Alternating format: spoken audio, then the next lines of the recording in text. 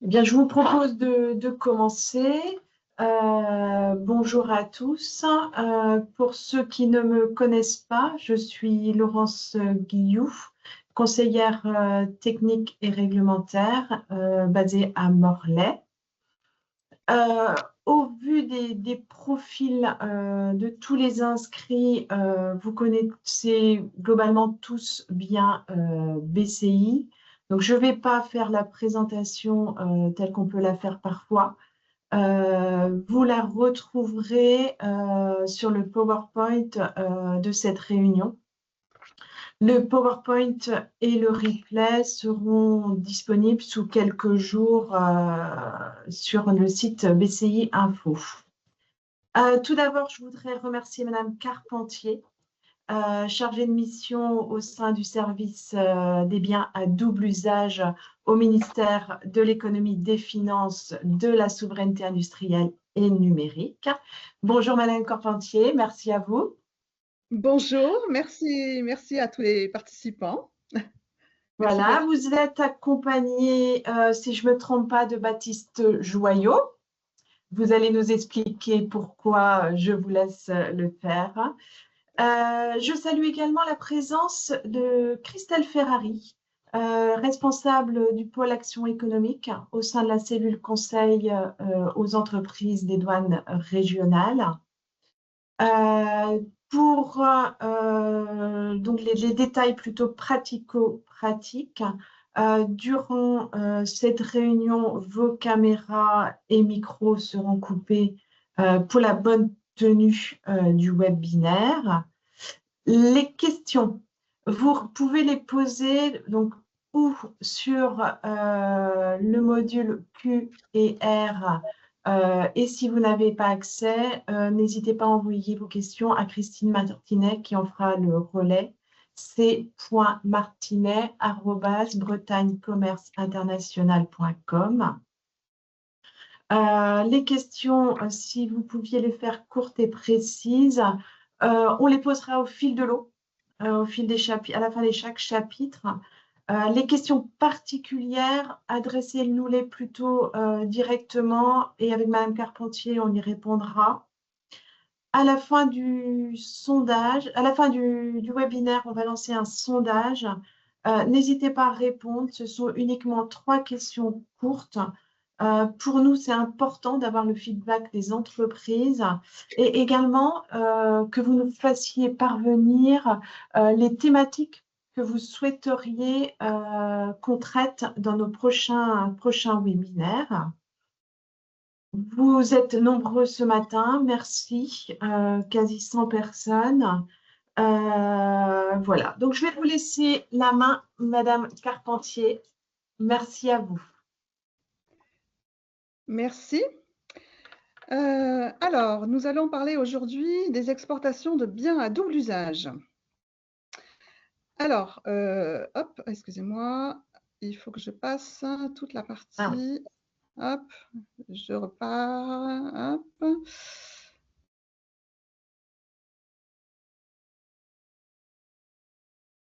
Voilà. Alors, je suis Annie Carpentier, je suis chargée de mission au service des biens à double usage depuis 10 ans. Et plus pour beaucoup de temps, puisqu'à la fin de l'année, je quitterai le service pour une retraite, j'espère bien méritée. Raison pour laquelle Baptiste Joyot, mon collègue, qui assiste à la présentation, mais pas dans la même salle que moi, assiste à cette présentation. C'est lui qui reprendra le thème des formations, enfin, le sujet formation des exportateurs au cours de l'année. Voilà, alors moi je suis chargée plus particulièrement des sujets nucléaires et énergie, mais j'ai l'habitude pendant les congés de mes collègues de traiter d'autres sujets que nucléaire et énergie. Nous sommes polyvalents pour assurer la continuité du service. Voilà. Alors, Je vais vous parler du service des biens à double usage, assez brièvement. Je vais vous parler des biens à double usage, c'est quand même le sujet du jour.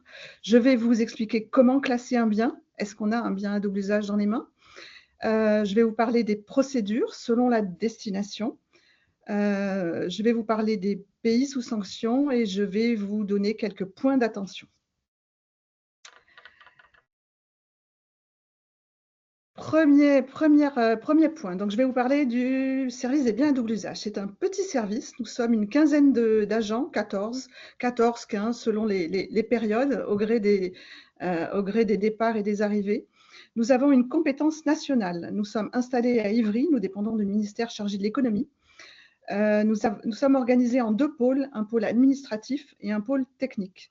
Moi, je suis ingénieure au pôle technique.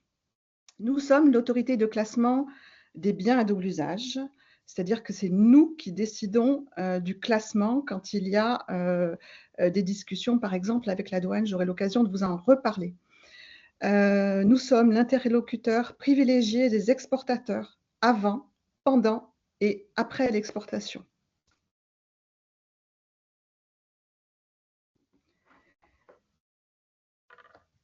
Les biens à double usage. Alors, qu'est-ce que c'est? Les biens à double usage, ce sont des biens industriels, généralement de haut niveau, haut niveau technologique, de haute technologie. Il peut s'agir de logiciels, il peut s'agir de technologie, il peut s'agir de biens de cryptologie. Ce sont des biens qui sont susceptibles d'être détournés d'un usage pacifique, qui risquent d'être exportés vers un État ou un organisme proliférant pour le développement d'armes de destruction massive, d'armes nucléaires, d'armes chimiques, biologiques, etc. Alors, pourquoi contrôler ces exportations? L'idée, c'est de mettre en œuvre des accords internationaux, donc les traités de non-prolifération, la Convention sur les armes chimiques et biologiques, les embargos sur les armes vers certains pays, etc. Donc ces traités internationaux, pour en faciliter l'application, la mise en œuvre, des pays se sont associés, donc une soixantaine de pays, pour contrôler des biens qui sont susceptibles de concourir à cette prolifération. Donc, la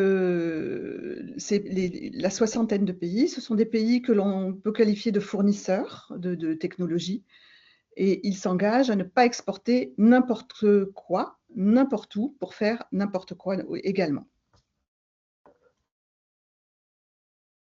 Alors, comment contrôle-t-on les exportations? Donc, il y a 4 régimes de contrôle. Donc, parmi ces 60 pays, il y a 4 régimes de contrôle qui sont des groupes de coordination dans lesquels on discute des règles de contrôle de biens à double usage.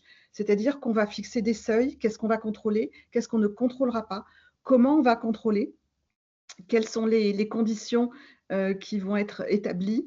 On va également échanger, c'est très important, des informations sur les refus que chaque pays a prononcés sur une exportation pour que un bien refusé, dont l'exportation a été refusée par un pays, ne soit pas exporté par un autre pays.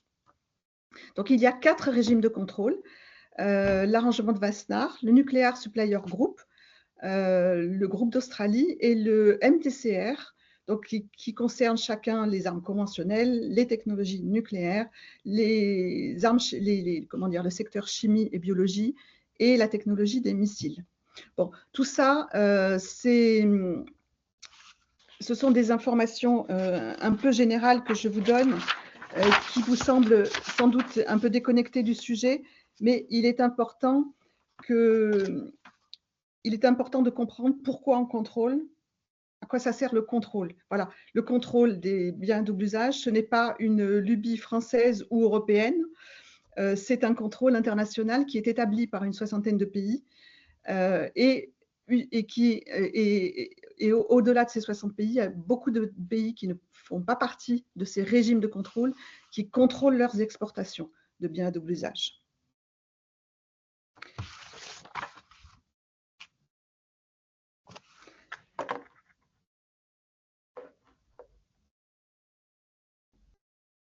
Alors, le contrôle en France, comment il s'organise? Alors, il s'organise en application d'un règlement européen qui donc s'applique en l'état à tous les membres européens, à tous les pays européens, tous les États membres appliquent ce règlement. Donc, c'est un régime communautaire de contrôle des exportations, courtage, assistance technique, transit et transfert de biens à double usage, qui a remplacé un règlement de 2009. Donc, le règlement actuel date de 2021. Il comprend 32 articles. Une annexe 1, c'est la liste des biens à double usage. L'annexe 2, des autorisations générales de l'UE. Tout ça, je vous en reparlerai un peu plus précisément. L'annexe 2, section 1, ce sont les biens exclus des annexes EU, mais bon, c'est un détail, je vous en reparlerai aussi. Les modèles de licence. L'annexe 4, très importante, c'est la liste des biens soumis à licence en Europe. Je vous reparlerai un peu plus précisément de ces annexes par la suite. À ce stade, je pense qu'on n'a pas forcément de questions. Donc voilà, on contrôle les biens à double usage. Ce sont des biens qui risquent de concourir à des projets de prolifération. Et on a un règlement européen qui est la base du contrôle, avec une liste des biens à double usage dont je vais vous parler. Alors, comment classer un bien? Il s'agit de prendre l'annexe 1 du règlement qui comprend 1800 rubriques. Donc c'est très épais, hein, c'est 400 pages à peu près, selon la typographie. Il s'agit de la liste, cette annexe 1 établit la liste des biens qui sont soumis à licence d'exportation. L'évolution est annuelle. Je vous suggère de vérifier que vous avez bien, quand vous faites des recherches, la dernière version. Donc, les versions des textes sont disponibles en temps réel sur le site Eurlex. C'est un lien que je ne vous ai pas remis là, mais que l'on peut vous transmettre par la suite. Donc, c'est un site qui est géré par la Commission européenne. Tous les textes européens sont mis à jour et disponibles en toutes les langues européennes tout à fait librement. Donc, faites attention à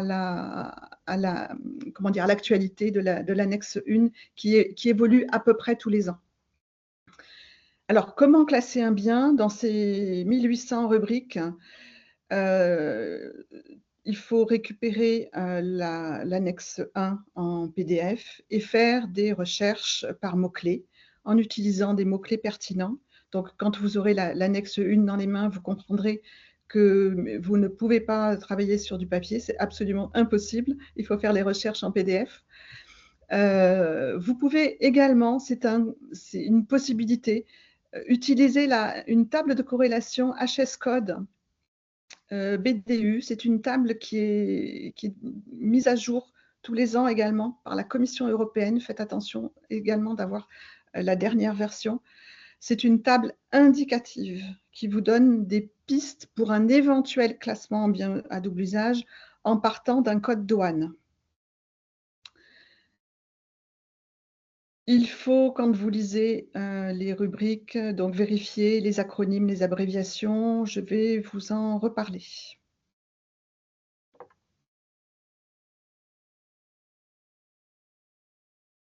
Vous parliez, Madame Carpentier, des tables de corrélation.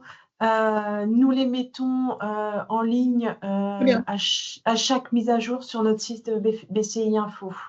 Alors, où ça a été fait sur la newsletter, l'objectif international de décembre, ou ça va être fait sur celle de janvier, mais je pense que ça a été fait, la mise à jour a dû être faite sur décembre. Sinon, n'hésitez pas, revenez vers nous, on peut vous transmettre les éléments. Très bien. Donc, gardez bien en tête que cette table, elle est indicative, c'est-à-dire que si vous avez une corrélation entre un code douane Et un code BDU, il faut bien vérifier que la définition de la rubrique, on va y revenir, correspond à ce que vous avez en main, c'est-à-dire le bien que vous envisagez d'exporter. Il faut bien vérifier ça. Ce n'est pas toujours le cas. Alors, quand je vous dis que tous les biens à double usage contrôlés sont dans l'annexe 1 du règlement, il y a un cas particulier, en fait 3 cas particuliers. Ce sont les biens listés par 3 arrêtés ministériels, c'est-à-dire les hélicoptères et certaines pièces critiques d'hélicoptères, d'une part, les cartouches de gaz lacrymogène, d'autre part, et enfin certains biens liés à l'ordinateur quantique, d'autre part, qui sont contrôlés comme des biens à double usage, alors qu'ils ne figurent pas dans l'annexe 1 du règlement de 2021. Voilà, c'est une particularité, mais qui n'est pas un détail, parce qu'un hélicoptère, ça n'est pas un détail, les cartouches de gaz lacrymogène et l'ordinateur quantique non plus.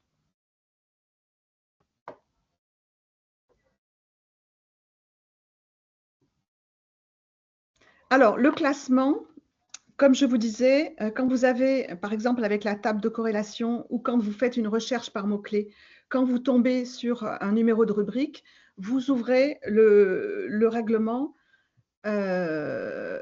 sur le numéro de rubrique. Alors là, je vous ai fait une copie d'écran, enfin une copie de document, un extrait pris à peu près au hasard dans le règlement.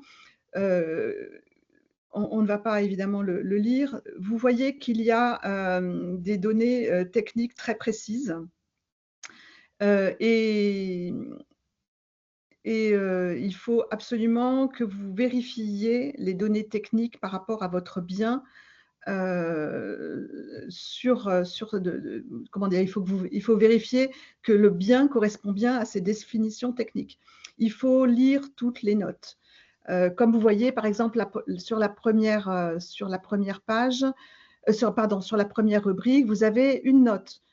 Donc le paragraphe 6A, je ne sais pas, ne vise pas les je ne sais pas quoi. Bon, voilà, il faut vraiment lire, vérifier et bien comprendre les exclusions, les notes techniques. C'est très important parce que vous pouvez tomber sur des biens qui sont exclus du contrôle, donc vous pouvez tomber sur des précisions qui vous renvoient à une autre rubrique, selon le cas, selon l'usage. Donc voilà, il faut absolument bien lire la rubrique du début à la fin. Alors là, vous avez des rubriques très courtes, raison pour laquelle j'ai choisi cette page en exemple, mais vous avez des rubriques qui font plusieurs pages. C'est extrêmement fastidieux. Je prends l'exemple des lasers, par exemple. Il y a d'autres catégories de biens. Vous avez plusieurs pages de définition avec des critères techniques assez complexes. Donc, c'est un classement qui ne sera pas fait par la personne qui s'occupe, qui est chargée de la réglementation à la comptabilité chez vous. Ça, sûrement pas. C'est quelqu'un qui a une compréhension technique des biens et qui peut évaluer la correspondance entre les qualités du bien et le classement bien à double usage. C'est indispensable. Quand les rubriques sont plus simples, elles peuvent éventuellement être comprises de façon plus générale par quelqu'un qui n'a pas forcément un bagage technique complexe. Hein.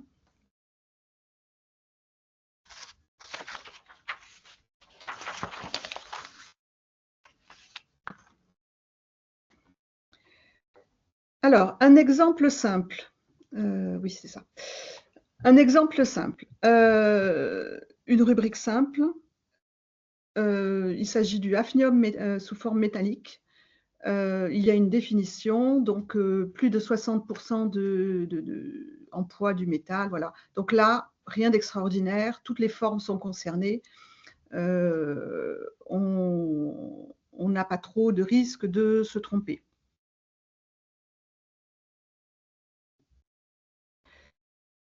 Un exemple plus complexe. Vous avez des pièces en graphite, quel que soit le domaine. Le mot-clé, ce sera graphite, vraisemblablement. Ça peut être une pompe en graphite, etc. Mais vous retenez plutôt, voilà, vous allez plutôt commencer par le mot-clé graphite. Si vous cherchez par mot-clé graphite, vous tombez sur un certain nombre de rubriques. Et là, ça commence à devenir plus complexe. Là, j'ai cité les rubriques sur lesquelles on tombe quand on cherche graphite. Vous voyez, il y en a 2, 4, 6, 8. Il va falloir que vous balayiez toutes les rubriques pour savoir si vous tombez sur quelle rubrique, pour savoir quelle rubrique correspond bien au bien que vous avez à classer. Donc là, je vous ai donné les noms les numéros de rubriques et avec le titre. Il va falloir retourner dans chaque rubrique pour avoir tout le détail, parce que là, c'est que le titre. Hein. Alors, retenez que quand vous avez quand vous cherchez le classement d'un bien, le numéro de rubrique peut être simple ou beaucoup moins simple, beaucoup plus long. Retenez qu'il y a 10 catégories de biens. Excusez-moi, Madame Carpentier, Pardon. je vais vous couper. Certains participants disent qu'ils ne voient plus l'écran. Moi, je le vois très bien. Est-ce qu'il y a d'autres participants qui ont ce souci-là? Bon. Continuez. D'accord. Voilà, moi, je oui. pense ne pas avoir de problème. Non, oui, bon, voilà, on me confirme qu'on voit très bien l'écran. OK, merci. Allez-y, excusez-moi de vous avoir coupé, on continue. Merci, D'accord, Madame pas de Carpentier. problème. D'accord, donc le classement des biens. Il y a 10 catégories, c'est le premier chiffre. Donc nucléaire, matières spéciales et équipements, traitement de matériaux, électronique, les ordinateurs, les télécommunications, la sécurité des informations, les capteurs et lasers, le secteur navigation aéroélectronique, la marine et tout ce qui vole, l'aérospatiale, la propulsion. Alors ça, c'est le premier chiffre, c'est ce qui est en vert, c'est ce qui est en vert dans les exemples que je vous donne ici. Il y a un deuxième élément, c'est la nature des biens, donc de A à E. Ce que je retiens, moi, habituellement, c'est D, les logiciels, et E, les technologies. Ça, c'est le plus facile. Et il y a les les numéros de rubrique, donc 0B001, par exemple. Ça, c'est le grand titre de la rubrique. Mais il y a parfois les rubriques, les numéros de paragraphes. Et alors là, par exemple, paragraphe 14 et indice petit b. Donc, le bien, un bien classé 0B001 14B existe précisément. Un bien classé 0B001, c'est pas qu'il n'existe pas, c'est qu'on ne sait pas de quoi il s'agit. Il y en a plusieurs pages de biens 0B001. Donc, c'est tout ce qui concerne en particulier le cycle du combustible, hein, traitement, retraitement, etc. Donc, 0B001 ne veut rien dire. 0B001 14B, ça correspond à un bien particulier. Donc, 14B, je sais que quand je vois un classement 14B, je sais que l'exportateur a bien vérifié le classement de son bien. 0B001, c'est qu'il n'a pas été plus loin, il n'est pas allé plus loin que le titre. Donc voilà, il va falloir creuser un petit peu. Donc il faut aller jusqu'au bout du classement, jusqu'à la vraie définition du bien.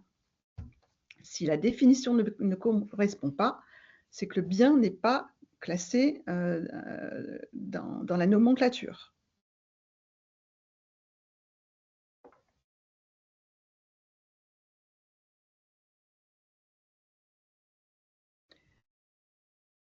Alors, je ne vais pas aller beaucoup plus loin dans les exemples. Voilà, je vais vous parler voilà, de façon plus générale après, voilà, retenez qu'il faut absolument lire les rubriques quand vous faites un classement de biens à double usage, c'est essentiel. Ça vous évitera toutes les erreurs dans un sens et des erreurs dans l'autre, c'est-à-dire aboutir à une décision mon bien n'est pas un bien à double usage, pas de contrôle, ou aboutir à un classement, il faut une licence d'exportation, vous vous lancez dans une procédure et c'est du temps perdu. Voilà. Dans les deux cas, ce sont des ennuis. Donc, il faut aller jusqu'au bout du contrôle. Si vous ne savez pas, il faut revenir vers le service des biens à double usage. Je vous en reparlerai. Alors, une question qui est très fréquente, j'ai un bien industriel quelconque, enfin, d'un certain niveau de technologie, pour un usage militaire. Mon client, à l'autre bout du monde, me parle d'un usage militaire. Est-ce que c'est un bien à double usage? Alors, peut-être, mais peut-être pas. L'usage militaire d'un bien ne conditionne pas le classement en bien à double usage. Un bien est soumis à licence, est un bien à double usage soumis à licence s'il figure explicitement à l'annexe 1 du règlement 2021-821. Uniquement, c'est-à-dire qu'il peut être peint en kaki, ça n'en fait pas un bien à double usage. Alors, il y a le cas particulier, j'en reparle, enfin, je n'oublie pas, mais il faut le garder en tête. Il y a l'annexe 1 et les hélicoptères, les gaz lacrymogènes et le quantique, il peut y avoir un usage militaire, et donc ce sont également des biens à double usage, enfin des biens qui sont contrôlés. Voilà, au sens plus large, ça peut être des biens militaires qui seraient contrôlés, enfin à usage militaire, qui seraient contrôlés. Donc voilà. Donc un bien est un bien à double usage, non pas parce qu'il est à usage militaire, mais parce qu'il figure dans l'annexe 1 ou qu'il est contrôlé au titre des arrêtés ministériels.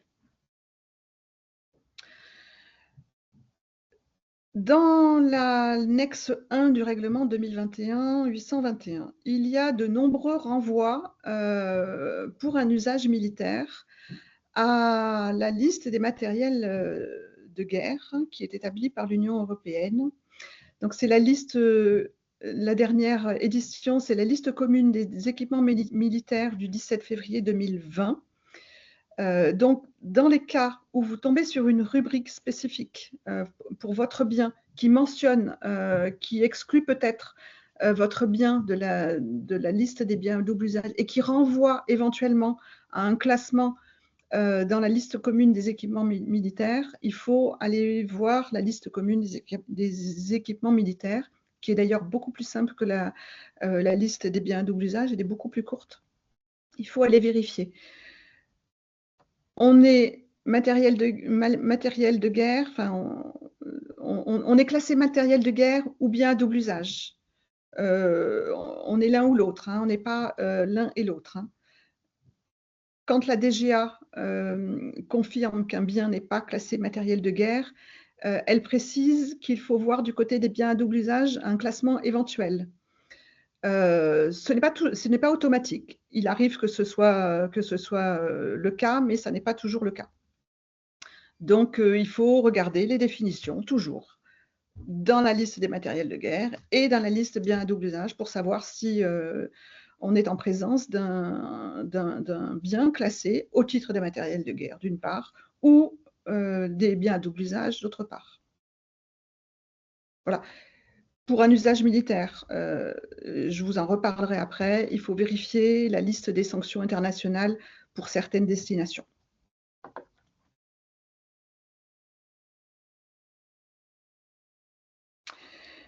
Je vais vous parler du cas particulier de la technologie. La technologie peut prendre deux formes. Donc, la technologie pour la fabrication de biens à double usage, ce sont les catégories E des rubriques de toutes les grandes catégories de biens de 0 à 9. La technologie est généralement soumise à licence, quelle que soit la destination, y compris l'Europe et les pays de confiance. Alors, généralement, il faut le vérifier dans l'annexe 4, qui est une annexe très importante du règlement. J'y reviendrai. La licence accordée pour des biens à double usage comprend la technologie minimale qui est nécessaire à l'installation, l'exploitation, l'entretien, la réparation de biens à double usage soumis à licence. C'est en gros le dossier technique, les contrôles, les qualifications, les certificats matières, toutes les notices, tout le dossier qu'habituellement vous devez fournir au client avec le bien. Donc ce dossier qui constitue la technologie minimale, à l'exclusion évidemment de votre savoir-faire et de toute information sur la fabrication, par exemple, cette technologie, donc la technologie minimale, est couverte par la licence d'exportation. D'autre part, les connaissances du domaine public, la recherche relative à la recherche scientifique, etc., pour les demandes de brevets, sauf dans le domaine nucléaire. Donc, ces connaissances ne sont pas soumises à licence. La technologie est soumise à licence, quel que soit le support ou les circonstances de l'exportation. La technologie contrôlée, que ce soit le domaine nucléaire ou d'autres domaines, quand la technologie est contrôlée, elle est soumise à licence, y compris si ce sont des transferts intangibles par Internet ou sur support informatique, des présentations, des participations à des salons, etc. Il faut faire très attention à la technologie que vous êtes susceptible de communiquer, par exemple en présentant des maquettes, etc. Très important. Tous ces transferts, tous ces risques d'exportation de technologies sont soumis à licence.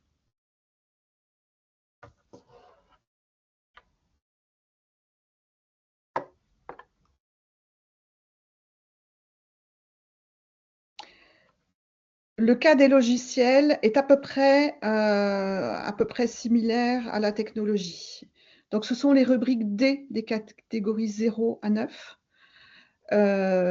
Donc, par exemple, 6D001, voilà, c'est une catégorie logicielle. Alors, ne sont pas soumis les logiciels à la disposition du public sur stock, sans restriction, en vente au détail, pouvant être installés par l'utilisateur sans assistance. Donc, en gros, les logiciels grand public, du domaine public, bien sûr, et les logiciels qui constituent le code objet minimum pour un bien exporté avec licence. Donc, le parallèle est direct avec la technologie. Ce que vous devez fournir à votre client pour le fonctionnement du bien, donc le code objet minimum, est couvert par la licence d'exportation. Par la suite, si vous devez exporter des mises à jour de logiciels, ces mises à jour seront soumises à licence. Il faut noter que les logiciels de la catégorie 5D2, relatifs à la sécurité de l'information, c'est un cas particulier, sont toujours soumis à licence.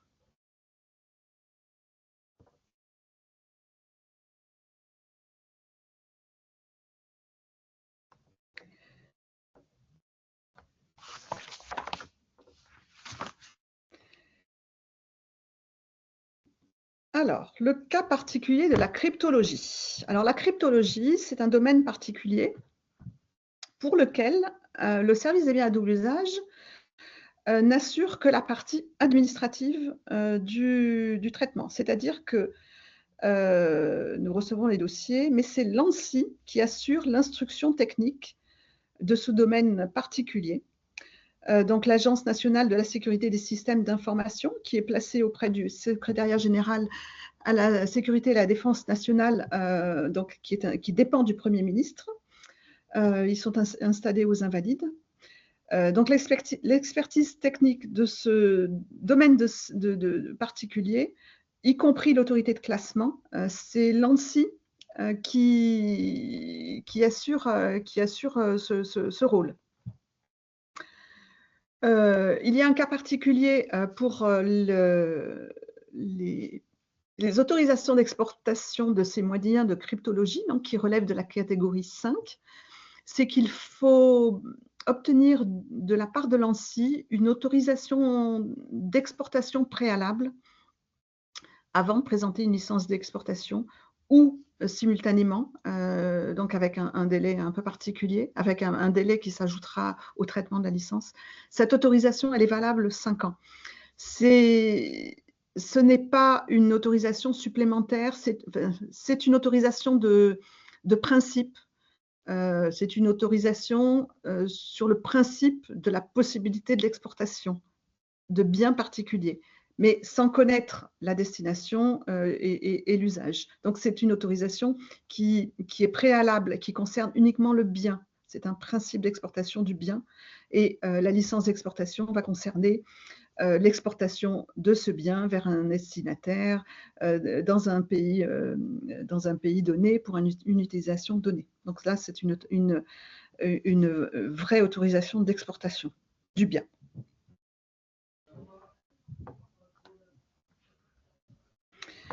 Alors, vous rencontrerez souvent des difficultés dans le classement. Il y a de vraies difficultés dans le classement. Alors, dans la lecture de ces rubriques, parfois, dans la multiplicité des possibilités de classement, il n'est pas forcément évident quand on n'a pas l'habitude de faire des classements, même pour nous, de confirmer un classement. Et il y a également beaucoup de cas particuliers. Il y a le cas particulier des pièces détachées.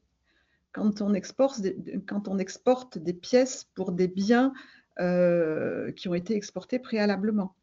Il y a la question des composants de biens nommément listés à l'annexe 1. Il y a la question de biens non listés contenant des biens listés.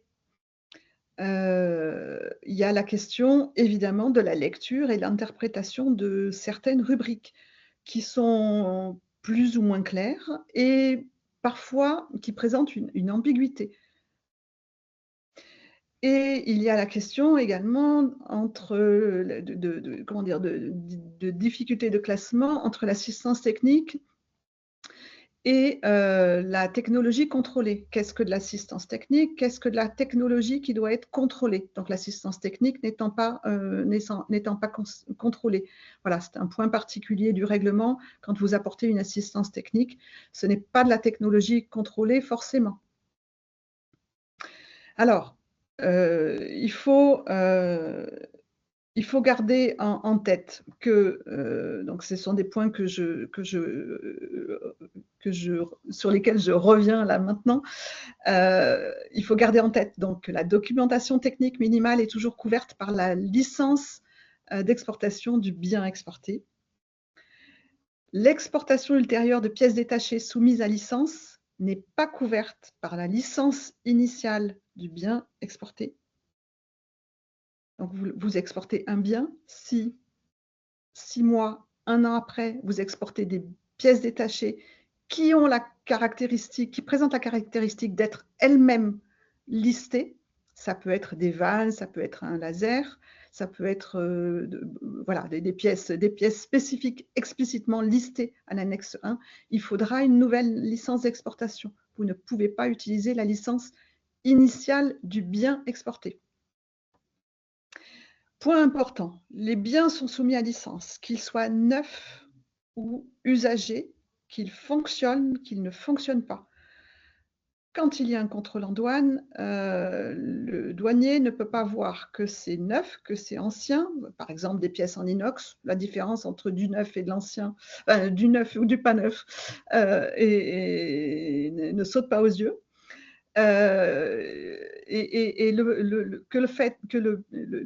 Que le bien soit fonctionnel ou ne soit pas fonctionnel, l'agent des douanes ne fait pas la différence. Donc, un bien listé, quel que soit son état, sera contrôlé. sera soumis à contrôle, il est listé. Dans tous les cas, quand vous avez des difficultés de classement, quand vous avez des hésitations sur un classement, une interprétation, si vous ne savez pas, il faut revenir vers le service des biens à double usage. Nous sommes là pour confirmer l'analyse, votre première analyse, bien listée, bien non listée. Il faut absolument que vous gardiez en tête que vous ne devez pas faire si vous ne savez pas faire, si vous n'êtes pas sûr. Si, voilà, la procédure de demande d'exportation n'est pas là pour confirmer le classement d'un bien. Et de la même façon, le contrôle en douane, je vous en reparlerai, n'a pas pour objectif de valider que le bien n'est pas soumis à licence et que vous pouvez exporter en l'état. Hein. Enfin, vous devez savoir, avant de déclarer l'exportation, vous devez avoir la certitude que vous êtes soumis à licence d'exportation ou que vous n'y êtes pas soumis. Voilà pour ce chapitre. Est-ce qu'il y a peut-être des questions? Oui, nous avons 2 questions, Madame Carpentier.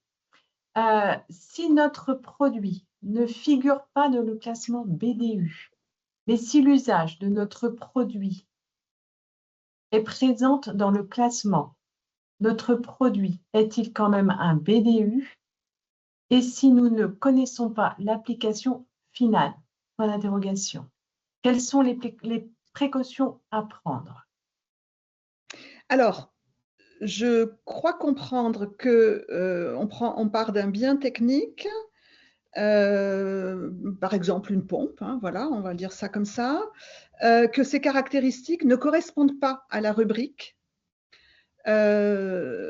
Et donc l'exportateur se demande s'il faut faire quelque chose ou simplement parce que c'est une pompe, même si ces caractéristiques ne correspondent pas, est-ce que ce bien doit être contrôlé? Alors non, on ne contrôle que les biens dont les caractéristiques correspondent à la rubrique. Il y a par contre une nuance sur laquelle je vais revenir par rapport à l'usage de biens d'un certain niveau technologique, une pompe résistante à la corrosion par exemple, vers certaines destinations ou certains usages à risque. Voilà, je vais y revenir. Mais le bien, il est classé bien à double usage quand ses caractéristiques correspondent bien à la rubrique. Voilà, à une nuance près sur laquelle je vais revenir après. Merci. Autre question. Je dois expédier un système complet avec des dizaines de composants. L'un d'entre eux est classé comme bien à double usage. Est-ce que cela signifie que l'ensemble de mon système est BDU? Et si oui, quel sera alors son classement? Ok, alors là, c'est ce que j'appelle la question. Enfin, oui, j'ai l'habitude de parler de système complexe. C'est un cas particulier qui est traité par le règlement.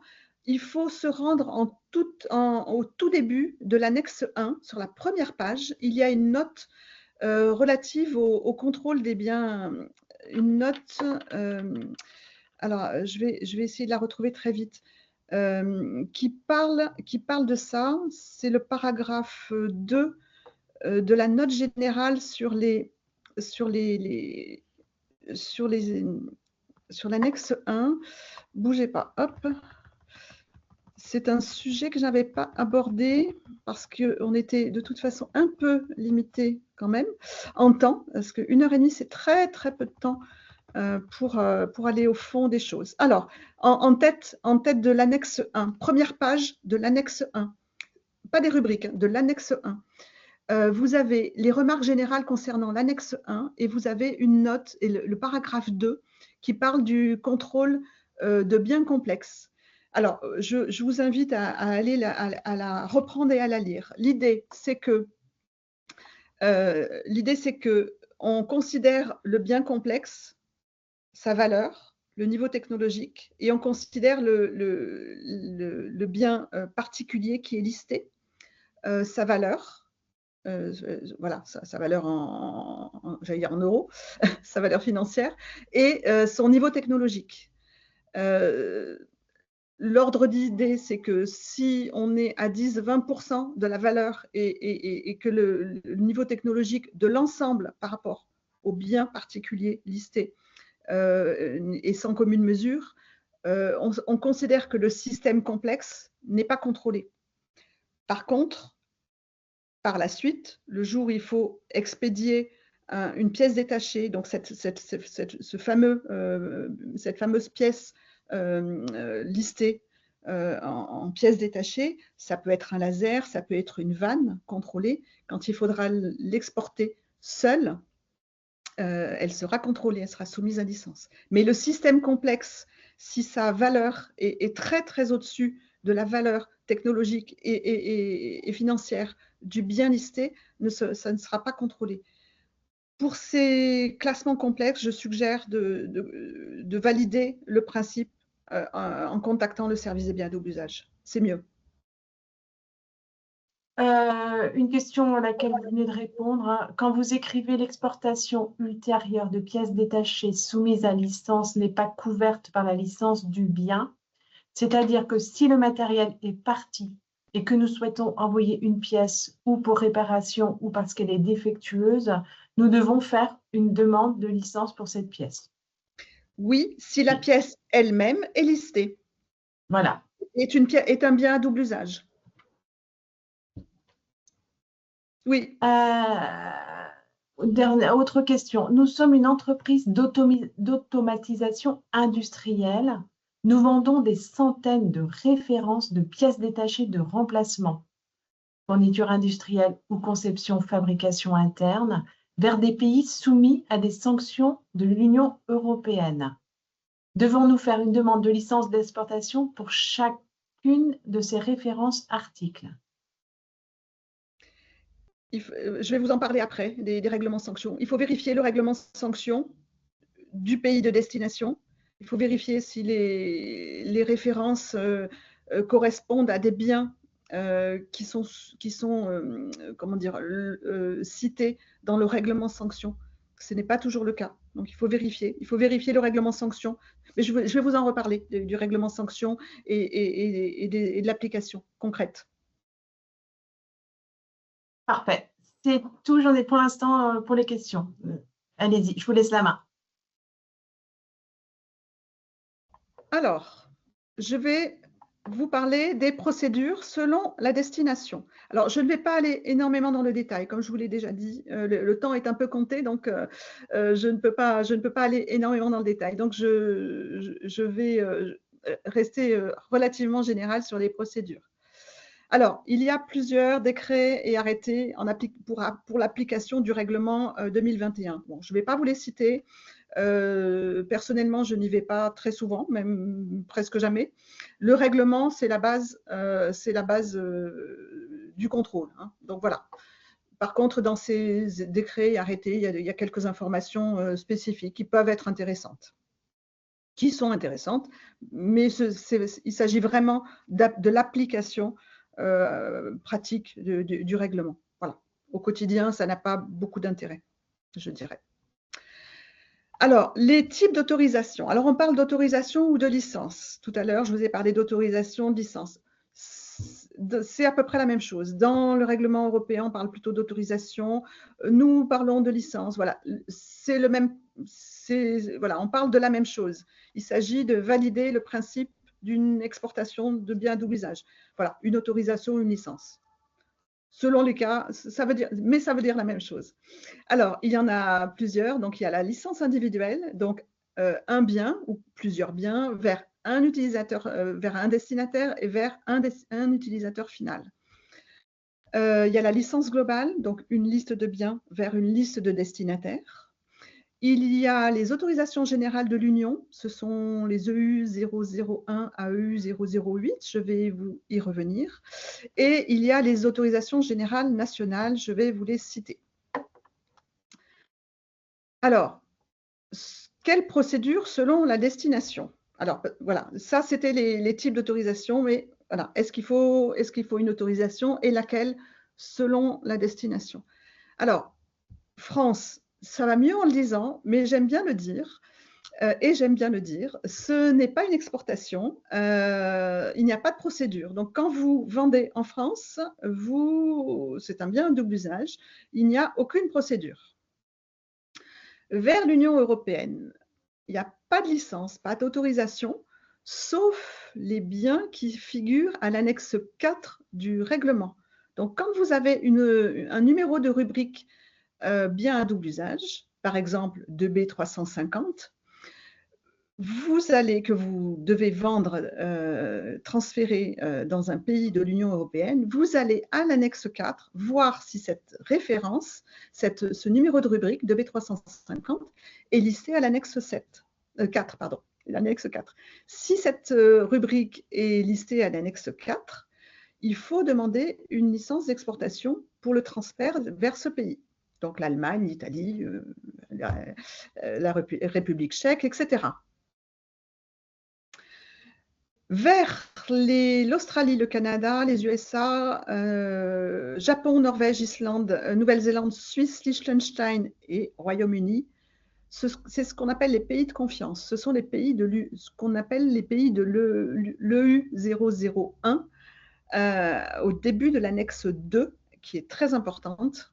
Vers ces pays, vous bénéficiez de l'EU 001 qu'il faut demander préalablement.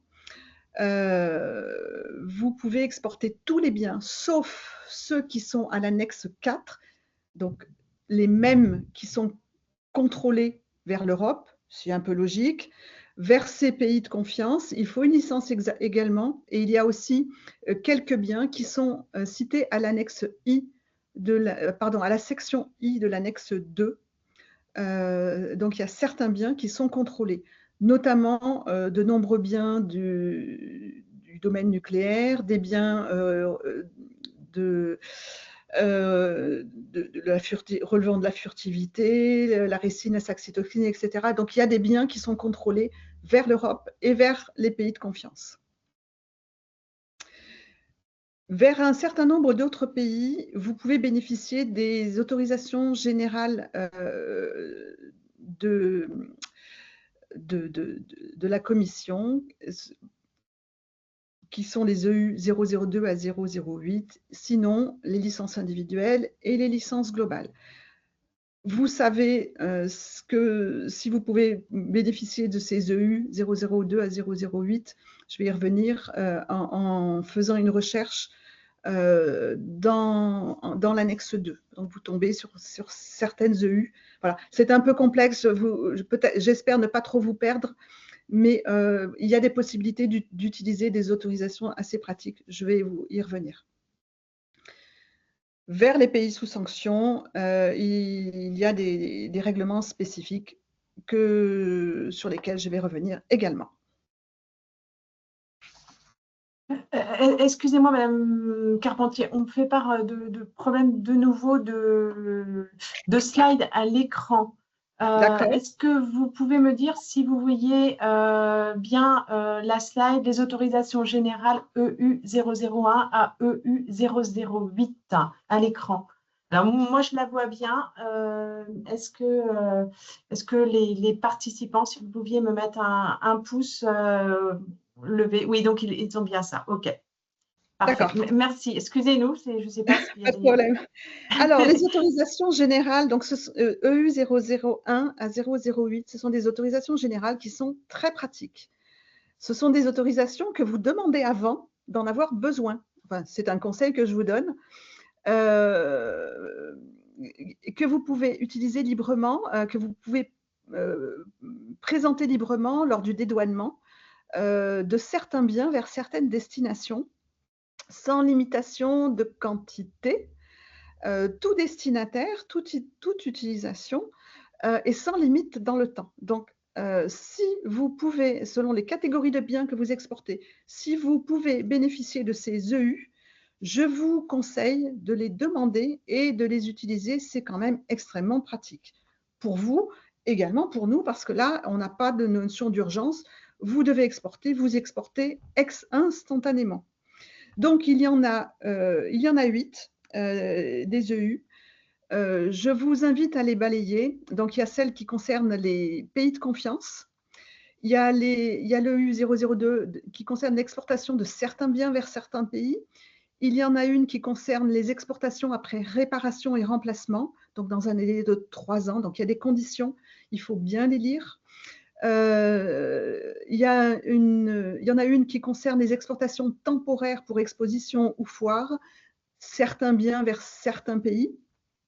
Il y en a une qui concerne les télécommunications, il y en a une qui concerne les substances chimiques, il y en a une qui concerne les logiciels, la technologie pour les transferts intragroupes dans certaines conditions. Ça ne concerne malheureusement pas la technologie du domaine nucléaire.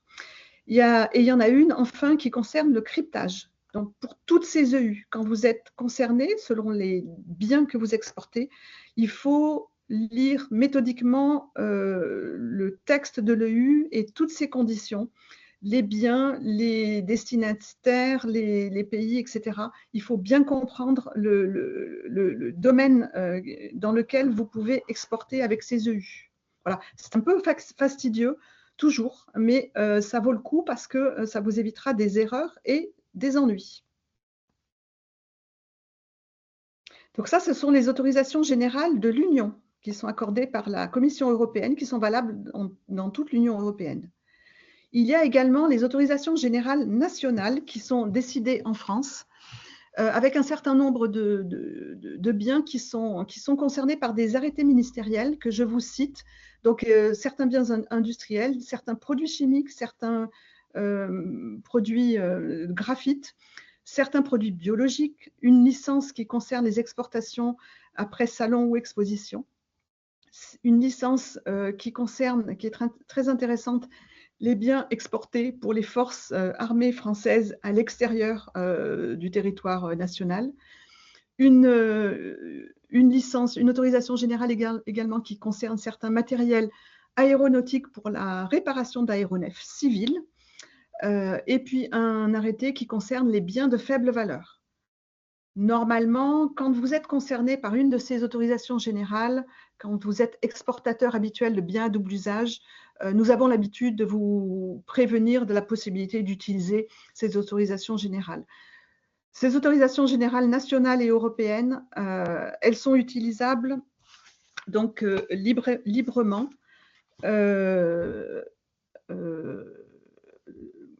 Comment dire, sans limite. Il y a une condition, c'est de faire un rapport d'activité.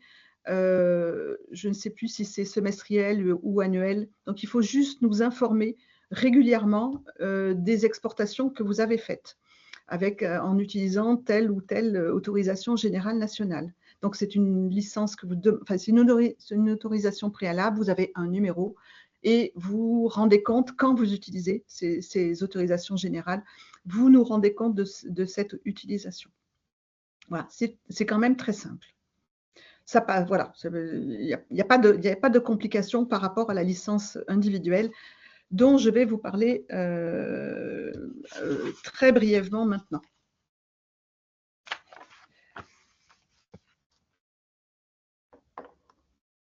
Alors, la licence, hop, il y a une inversion là, donc je vais repartir là. Quand vous demandez une licence d'exportation, donc une licence individuelle, voici quel est le circuit parcouru par votre licence d'exportation. Vous déposez votre licence d'exportation sur un portail internet qui s'appelle Égide. Il y a deux modes d'authentification, donc une authentification simple et une authentification par clé de sécurité qui est plus lourde mais plus intéressante pour vous. Vous déposez donc votre licence d'exportation. Il y a une première validation par le pôle administratif. Donc là, vous avez des échanges avec les collègues du pôle administratif qui vous posent des questions sur la cohérence de votre dossier, sur des pièces qui pourraient manquer. À la fin de cette vérification administrative, il y a une recevabilité qui est faite.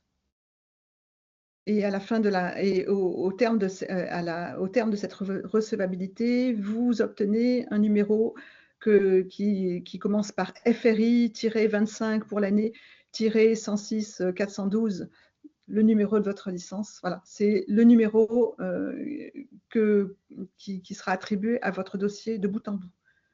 Quand ce numéro est attribué après la recevabilité de votre dossier, il y a un examen technique en même temps qu'un examen interministériel.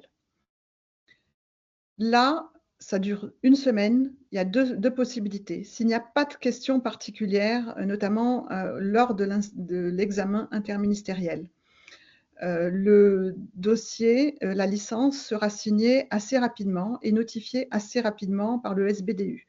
En tout, à partir de la recevabilité, il y a à peu près, on va dire, 2 semaines et demie de délai pour recevoir la licence d'exportation signée. L'autre cas, c'est un cas plus complexe, avec des questions sur le dossier, un risque de prolifération, la nécessité de consulter les services de renseignement, par exemple. Il va y avoir un examen interministériel approfondi et un passage en commission interministérielle qui se tient le mois suivant. La commission interministérielle qui s'appelle la CIBDU, la commission interministérielle des biens à double usage, donc se tient tous les mois. Et elle rend un avis contraignant. Au terme de cet avis contraignant, quand une décision est prise, c'est le service des biens à double usage qui notifie la décision. Cette voie-là, donc l'examen interministériel avec une instruction approfondie, est beaucoup plus longue. Là, on ne parle plus de semaines, on parle plus souvent de mois de délai. Donc, je reviens sur la composition de la commission interministérielle. Alors, la commission interministérielle, elle est composée de 12 ministères ou organismes. Elle se réunit en début de mois. Donc, les dates sont publiées sur le site du service des biens à double usage, sur le site Internet. Toutes les licences sont transmises à tous les membres de la CIBDU. Donc, seul un certain nombre de licences sont évoquées en commission le mois suivant. Les débats sont classés secrets. Donc, on ne peut généralement pas vous en dire grand-chose, mais on peut vous donner des éléments quand un dossier… Voilà, on peut vous donner quelques… alors déjà, on revient vers vous, si c'est le cas, pour vous poser des questions sur le dossier, pour avoir des compléments. Mais on n'a pas la possibilité de vous donner beaucoup d'éléments sur les débats de la commission, hein. Il y a des possibilités d'ajournement. Le délai de refus tacite, il est de 5 mois. Il peut y avoir plusieurs ajournements successifs qui ne doivent pas être justifiés. Donc, ils sont justifiés. Donc, nous sommes en contact. Donc, l'ingénieur du pôle technique est en contact avec vous, avec l'exportateur, pour vous donner des informations, pour échanger avec vous, vous tenir informé de ce qui se passe ou de ce qui ne se passe pas. Voilà. Mais sinon, voilà, la procédure se poursuit. Et donc, la commission interministérielle émet un avis contraignant. Voilà. Donc, je ne vais pas rentrer plus en avant sur les instructions et le contenu des dossiers. Voilà, tous les participants ne sont pas forcément concernés par les instructions de licence d'exportation. Donc, voilà, je vais m'en tenir là sur ce sujet. Je vais par contre… Alors, petite question, Madame. Voilà, il y a peut-être des questions à ce stade. On peut poser des questions. Oui. En attendant la décision de la commission interministérielle, les exportations sont-elles bloquées? Oui. Oui. Parfait. Oui, alors, oui. Bien sûr, parce que l'exportation est assujettie à la présentation d'une licence. Donc oui. Alors, D'où la nécessité de prévoir en amont, le plus en amont possible, et de présenter les demandes de licence le plus en amont possible. Voilà. N'attendez pas, il ne faut jamais attendre le dernier moment pour demander une licence en se disant bah, c'est bon, il faut 15 jours. On ne sait jamais, même une licence, même un dossier tout simple, parfois, on a la surprise de voir 3 mois d'instruction approfondie interministérielle. Donc, il faut anticiper. parfait. Comment se matérialise l'avis contraignant? Alors, ben, c'est le service des biens à double usage qui fait sien l'avis de la CIBDU. C'est-à-dire que si la CIBDU dit refus, on refuse. Le service des biens à double usage refuse, notifie la licence refusée. S'il y a des conditions, les conditions sont appliquées. Donc, acceptées sous condition. Par exemple, sous condition d'un compte rendu d'installation sur place. Voilà, par exemple. Ou acceptées tout court. Donc, voilà, contraignant pour nous. Pour le service des biens à double usage. Alors, comment concrètement se matérialisent ces licences? Elles doivent être portées sur les factures, sur les documents douaniers, sur… Oui, alors là, je ne rentre pas dans le détail, mais oui, il y a des codes à mentionner sur les déclarations en douane, lors des formalités.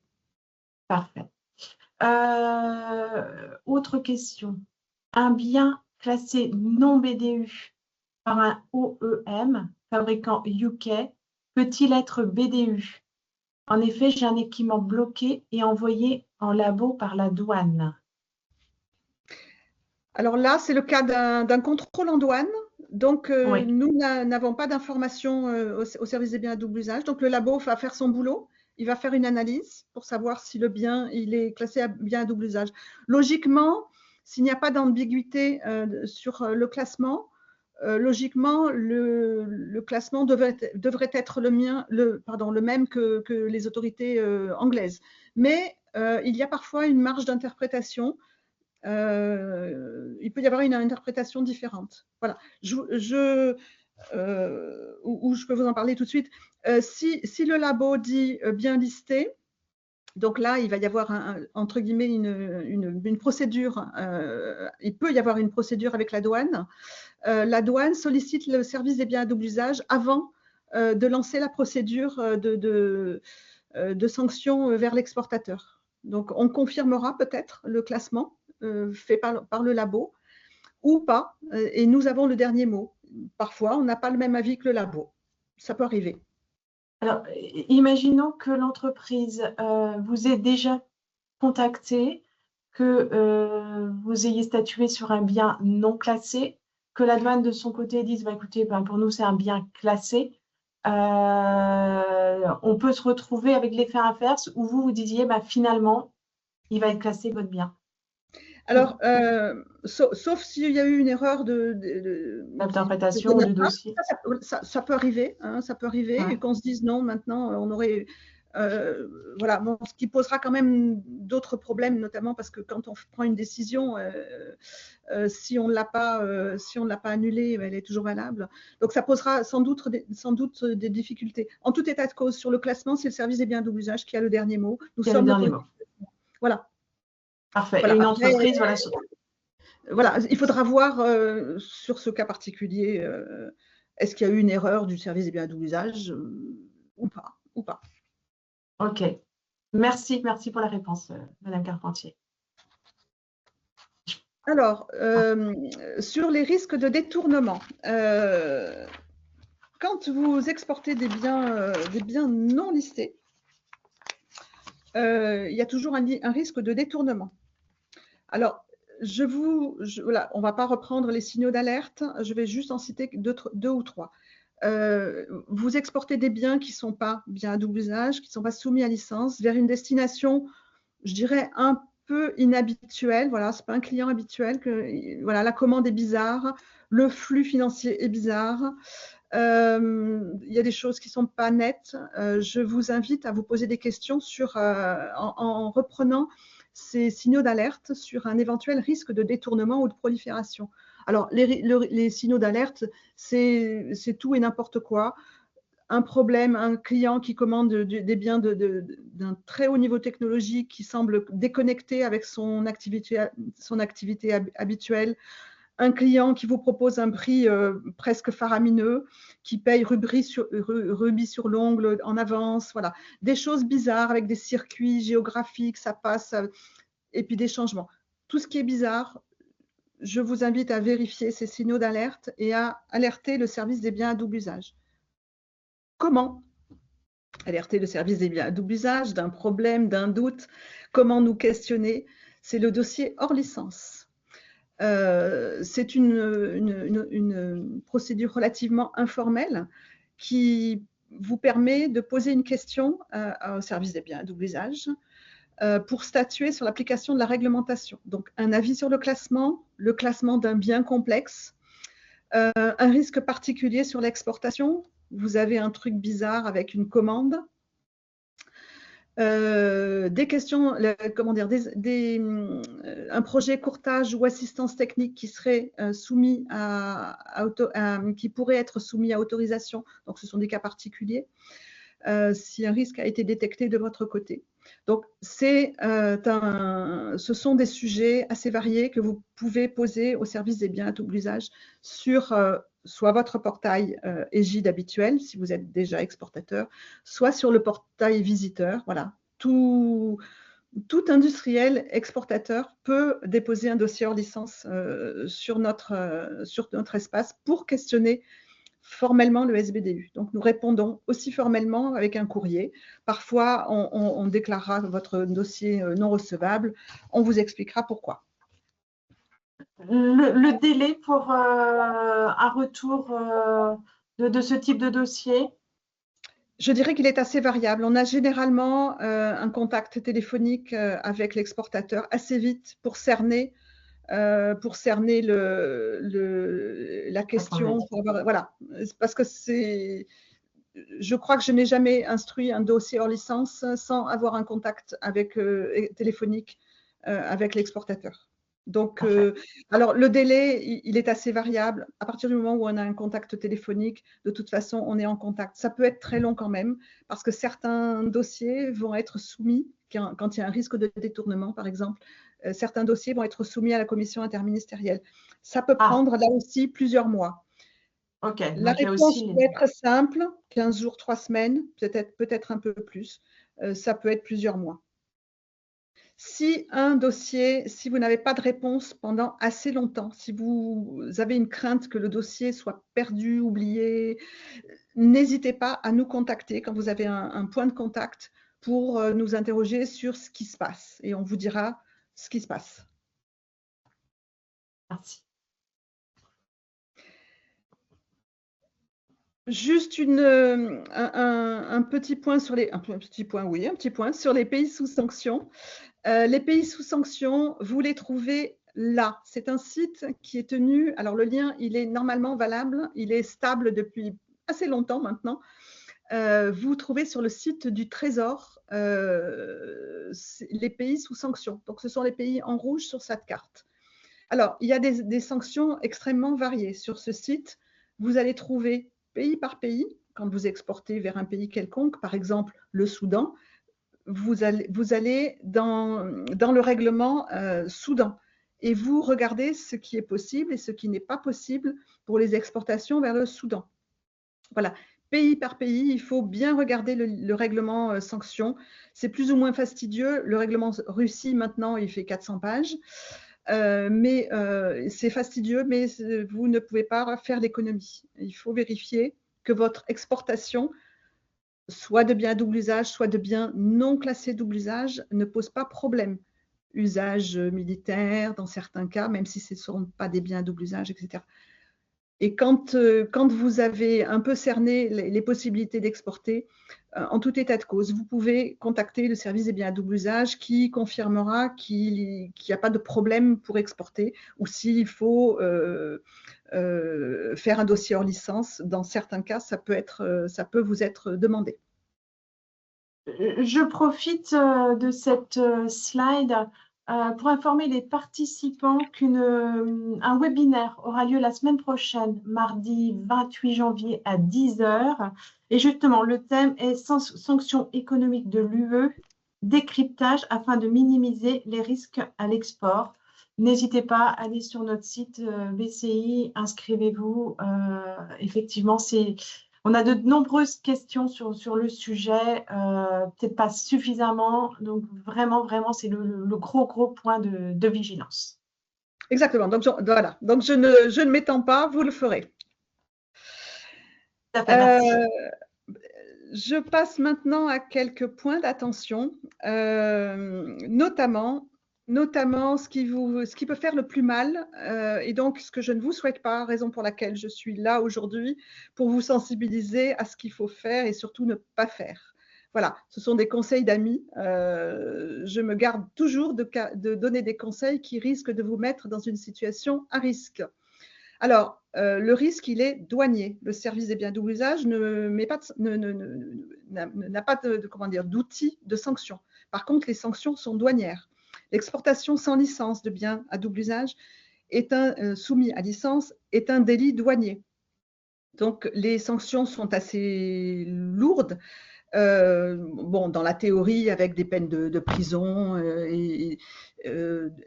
par contre, je pense qu'il y a peu d'exportateurs qui finissent embastillés, mais les amendes peuvent être douloureuses. Les délais de contrôle, de blocage peuvent être douloureux, la confiscation des biens, etc. Donc tout ça est très embêtant. Vous perdez votre crédibilité avec vos clients, le transport qui est annulé. Voilà, c'est très embêtant. Donc ne vous mettez pas en situation à risque. Voilà, ne prenez pas de risque. Le délai, ne faites jamais d'ailleurs confiance à vos prestataires de déclaration en douane, hein, le déclarant. Hein, voilà. Méfiez-vous-en quand même, vous êtes toujours responsable. Je vais y revenir d'ailleurs. Le délai de prescription est de 6 ans. Prescription de douanier. Hein. Alors, service des biens à double usage et douane, qui fait quoi? Donc, le service des biens à double usage. Donc, le classement des biens à double usage, c'est la responsabilité de l'exportateur. Vous ne pouvez pas vous prévaloir du classement d'un fournisseur, d'un client, d'un voisin, de qui que ce soit. Vous en êtes responsable. Si nous confirmons, c'est nous qui avons confirmé, c'est évidemment, le classement ne fait plus de doute. Y compris si ça a été fait par écrit, bien sûr. Donc, nous sommes l'autorité de classement des biens à double usage, y compris lors de contrôles douaniers, quand nous sommes sollicités, dans le cas de risque de sanction. Nous sommes donc l'autorité, nous instruisons et nous délivrons les licences d'exportation, quelle que soit leur forme. Concernant le dédouanement des marchandises, qui sont des biens à double usage. Donc, c'est toujours la responsabilité de l'exportateur, hein, et non pas du déclarant en douane. Vous devez être très vigilant là-dessus. Donc, la douane est l'autorité de contrôle de la conformité lors de l'exportation. Voilà. Nous n'intervenons donc pas dans ce processus. Hein. Donc, les questions douane doivent être présentées à votre bureau de douane habituel. Vous pouvez également contacter votre pôle d'action économique. Voilà, il y a un lien parce qu'il y a des pôles d'action économique un petit peu partout. Et enfin, écoutez, ma conclusion, c'est que la réglementation des biens à double usage, elle est peu connue, donc elle peut paraître complexe. Moi, je la trouve très simple parce qu'on a un texte qui comporte à peu près tout ce qu'il faut savoir, mais sa lecture peut être ardue au début quand on n'en a pas l'habitude. L'exportateur doit vérifier le classement des biens et demander les confirmations au service des biens à double usage quand il y a des doutes. Vous devez être vigilant dans les projets d'exportation de biens à double usage, projets d'exportation de biens non classés biens à double usage. Et vous devez toujours être rigoureux dans les procédures et également dans les déclarations, donc procédures biens à double usage et dans les déclarations en douane. Le tout pour gagner du temps et pour éviter tous les risques. Vous pouvez contacter le service des biens à double usage pour vérifier la procédure et les risques, notamment les risques de détournement, bien sûr. Voilà, j'en ai fini. Alors, j'ai deux questions. Si on a un doute sur un classement, peut-on également utiliser le dossier hors licence? Alors, s'il s'agit d'une interprétation d'une rubrique, s'il y a une matière, une question technique particulière, oui. Par exemple, des emballages vides, mais pas décontaminés. Est-ce que le produit contaminant l'emballage est contrôlé par la suite? Donc voilà, il y a une question très particulière. La voie pour vérifier un classement, c'est plutôt la messagerie. Contacter le service des biens à double usage. Vous avez les liens. Vous avez les liens. Non, vous n'avez pas les liens, mais on vous les donnera. Nous avons oui, on les a pas. Nous avons une boîte particulière pour poser des questions techniques sur un classement. On rajoutera du coup lors Oui, de la mise en ligne du PowerPoint, on rajoutera les oui. informations. Voilà, quand la question nécessite une instruction, le dossier hors licence convient. Si c'est une question sur un détail, une interprétation, c'est plutôt la messagerie qui permettra de régler le problème beaucoup plus vite, plus simplement. Comment intégrer le respect et le suivi de la législation BDU lorsque nous sommes une PME sans service juridique? Ah, pas Alors, facile. Pas venez facile. vers nous déjà si vous avez le moindre doute. Exactement. Voilà, nous sommes une porte d'entrée. Comme je l'ai dit en début, en introduction, Madame Ferrari est présente à ce webinaire au PAE. Et donc, leurs services, elle et ses services sont vraiment d'une aide précieuse dans ces cas-là. Évidemment, vous, Madame Carpentier, vos services également. Vraiment, n'hésitez pas à poser des questions. Voilà, on est là et on vous orientera au besoin. Alors, sachez que parmi les exportateurs, il y a, je crois, 200 exportateurs qui sont des exportateurs réguliers. Il y a de très grands groupes. Et il y a aussi de toutes petites entreprises avec parfois le dirigeant qui s'occupe des autorisations, des licences d'exportation. Ça n'est pas un problème en soi. Si vous voulez, on n'a pas besoin d'être juriste. C'est peut-être mieux de ne pas l'être, d'ailleurs, je me demande. On n'a pas besoin d'être juriste pour faire des demandes de licence. À partir du moment où on a fait le travail technique de classement des biens à double usage que l'on exporte, à partir du moment où on comprend les procédures qui sont pas extrêmement compliquées, voilà, il faut être rigoureux, mais voilà, pas forcément juriste. Et Voilà, on n'a c'est pas comme, besoin de 12 personnes pour s'occuper des exportations de licences voilà, de biens à double usage. voilà, c'est comme à l'international. Il faut être vigilant, rigoureux. Les débuts sont parfois difficiles, mais voilà, avec une bonne prise en main, une bonne réflexion, il n'y a pas de raison que ça ne fonctionne pas. Exactement. Et contactez le service des biens à double usage, appuyez-vous sur la CCI qui vous orientera, qui peut faire l'interface. Voilà, on est là pour ça. Ne restez pas seul avec vos problématiques, quelles qu'elles soient. Non. Autre question. Dans le cas où nous importons un BDU depuis un pays hors UE et le réexportons vers un autre pays hors UE, quelle entité est responsable pour l'obtention de la licence? L'exportateur qui est établi en France. Qui la demande auprès de vos services? Oui, à moins que ce soit un pays européen, Hors UE, le précédent, et qu'il hors UE, soit… hors UE à l'achat, hors UE à la revente. Non, donc non, non, donc ce sera non, ce sera l'exportateur établi en France qui sera l'exportateur, parce que personne d'autre peut faire la demande de licence. Nous ne reconnaissons les autorisations d'exporter que des pays de l'UE. Donc, il faudra qu'on instruise une licence d'exportation en France. présenté par la société française. Parfait. Je ne vois pas d'autres questions pour le moment. On a tenu le timing, 11h27. Le sondage vient d'avoir été lancé, donc vraiment n'hésitez pas à le compléter et à nous le retourner, c'est important pour nous. Autre question, Madame Carpentier. Si nous vendons un bien à un client français, tout en sachant qu'il va exporter ce bien, devons-nous suivre une procédure de classement? Non, dans ce De cas-là, il n'y a pas de, l'exportateur. non, il n'y a pas il y a pas de procédure. Quand vous vendez, si vous vendez à un client dans un autre pays européen, vous devez l'informer que les biens sont classés double usage. C'est une obligation. Je crois que c'est le paragraphe 9 de l'article 11. Peut-être que je me trompe. C'est une obligation de l'informer quand il est établi dans un autre pays.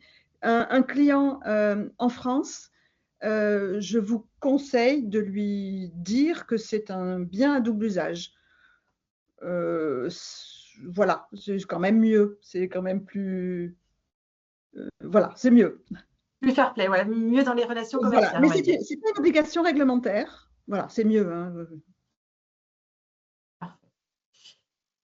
Eh bien, je ne vois pas d'autres questions. Merci beaucoup, Madame Carpentier, pour vos explications, pour le temps passé, ce qu'on peut appeler des fondamentaux, finalement, des biens à double usage. On n'est pas rentré vraiment dans le… Même s'il y a eu quelques questions pratico-pratiques, mais on est vraiment resté généraliste. Donc, revenez vers nous. Merci à tous les participants pour votre attention. Une autre question qui vient de tomber. Qu'en est-il? Je pense que c'est si nous vendons à un client français, mais que nous livrons à l'étranger. Est-ce que le flux de facturation et le flux de livraison, qu'est-ce qui fait qu'une demande de BDU doit être faite? Si vous vendez, tout dépend qui décide de l'exportation. Ce sont des questions qui sont réglées au tout début du règlement dans les articles. C'est l'article 2, je crois, qui est l'exportateur. Ça peut être celui qui vend à un client français et qui va livrer à l'extérieur. Ça peut être le client français qui va demander la licence d'exportation pour livrer hors de France. C'est une question contractuelle. C'est évidemment une responsabilité, hein, la responsabilité de l'exportateur, mais c'est je dirais, un arrangement entre les deux entités françaises. Qui est l'exportateur? Pour nous, c'est celui qui est ça peut être l'un ou l'autre. Voilà, celui qui est porté sur la déclaration export, en fait, qui fait la demande, c'est ça? Exactement. Nous n'entrons pas dans les considérations commerciales. Il peut y avoir un intermédiaire commercial, il peut y en avoir plusieurs, c'est le cas parfois, avec des contrats compliqués. Donc, ce qui nous intéresse, nous, c'est le transfert du bien. Qui décide? Ça peut être l'un ou l'autre, c'est un accord entre les deux. En tout cas, au moment de la déclaration en douane, il faudra une licence d'exportation. C'est ça, c'est la déclaration en douane qui fait la transition entre le dépôt, entre la licence et pas la licence. Parfait. Deux dernières petites choses avant de nous quitter. N'hésitez pas à aller consulter le site de BCI. Vous y trouverez la programmation entre guillemets, les prochains webinaires, les prochaines réunions d'information et les fondamentaux du commerce international. Et un save the date. Le prochain Open de l'international aura lieu le 23 juin à Brest. Réservez la date, nous communiquerons sur les détails plus tard. Voilà. Et une dernière question pour finir. Dans quelle case de la déclaration pour la licence, s'il vous plaît? À quel endroit faut-il faire référence à la licence, si je comprends bien, dans la déclaration export? Alors là, c'est une question douane. Je ne vais pas vous répondre parce que c'est une question spécifique. Alors, je pourrais avoir la réponse, mais là, je ne l'ai pas sous la main. Je pourrais éventuellement vous donner quelques éléments, mais c'est une question de douane. On vous revient. Je vous ai identifié. Je vous reviens avec la réponse. Voilà. Je souhaite une bonne journée à vous. Encore merci. Merci beaucoup, Madame Carpentier. Merci à tous. Et au plaisir de vous revoir. Merci. Au revoir à tous. Au Bonne revoir. journée.